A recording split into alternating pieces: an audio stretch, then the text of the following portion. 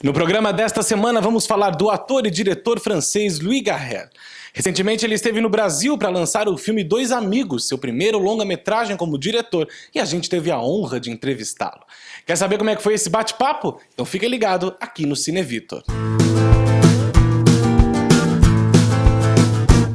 Louis Garrel começou a trabalhar cedo no cinema. Sua primeira aparição nas telonas foi em 89, aos 6 anos de idade, no filme Beijos de Emergência, dirigido pelo seu pai. Mas o sucesso mesmo só veio em 2003, com o filme Os Sonhadores, de Bernardo Bertolucci. Depois disso, foi um sucesso atrás do outro.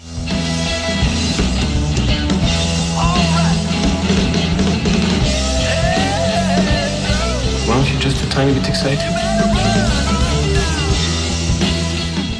Qui? Votre ami? C'est qui? C'est pas lui qui m'a dit. Que j'étais François? Vous écrivez des poèmes. Ton feu nourri de questions sur le pourquoi du comment de mon cœur et ses raisons ne trouve pas de réponse. Frédéric vivait avec Angèle, une actrice de cinéma qui tournait en Italie. Ça te plaît? C'est très beau. Je te demande pas si c'est très beau, je te demande si ça te plaît à toi. Ça te plaît pas? Il y a des toiles qui me font du bien, d'autres qui me font souffrir. Les étoiles sur lesquelles tu figures pas, elles te font toutes souffrir. Je suis heureuse là. Oui, oui. Je suis pas très heureux, mais ça va. Sans coucher. Oui, bien sûr. On dort, quoi. Bah oui, bien sûr. Qu'est-ce qu'on pourra faire d'autre? Si, madame, beaucoup. Non, vous allez pas m'appeler madame. Les gens vont adorer. Jacques de Bachère, de Beaumarchais. Yves Saint-Laurent. Je t'aime, Jacques.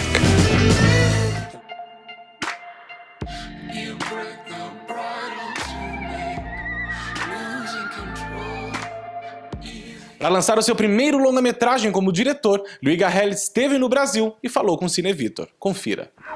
Non bah viens avec moi, tu me montres ça. Tu peux pas t'occuper de lui une soirée? C'est trop pour toi de t'occuper de lui une autre soirée? Ma vie est très compliquée, j'ai de la place pour personne. Je veux dire, quand tu veux pas qu'une porte se ferme, qu'est-ce que tu fais?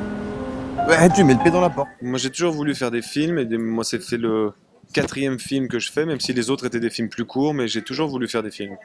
Donc du coup, mais c'est aussi le plaisir beaucoup, ça vient beaucoup du fait de pouvoir parler avec des acteurs et de leur indiquer peut-être ce choix-là est mieux que tu as, enfin de discuter avec eux, quoi, de diriger les acteurs comme on dit.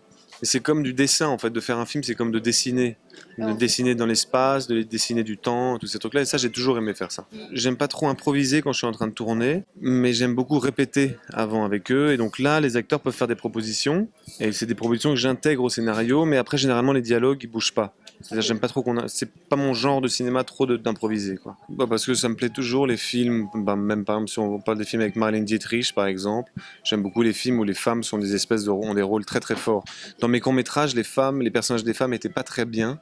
Et donc celui-là, le long métrage, j'ai voulu vraiment que la femme ait un rôle très puissant, quoi. Et c'est vrai que c'est très agréable, une femme qui a l'air d'être une femme sauvage et qui a l'air d'être plus sur terre et plus masculine que les garçons du film qui sont, eux, pour le coup, très fragiles, quoi. Ah non, si, les femmes, les personnages féminins, il y en a des extraordinaires tout le long du cinéma.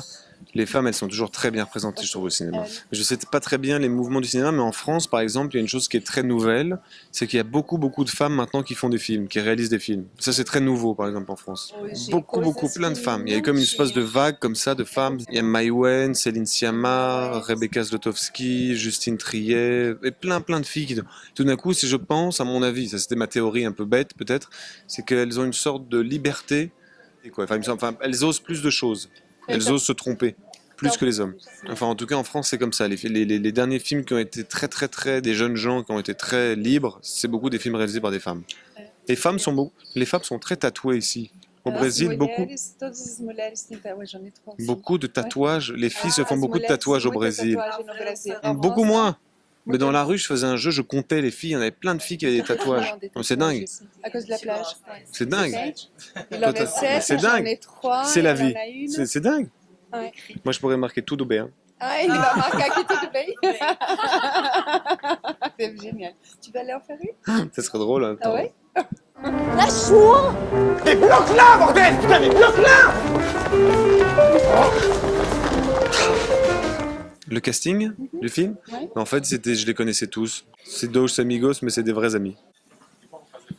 C'est très bien de faire des films entre amis. Moi, j'aime bien ça, ouais. Et les gosses. Ah, j'invite avec plaisir tout le public brésilien à venir voir mon film. C'est un grand honneur pour moi d'être au Brésil. Turn off the lights. Take the time and the space. I know you want it all. Like a shark, let there be fights. And goodbye, night girls on the light. T'as pas trouvé mon concombre? T'as pas trouvé mon concombre?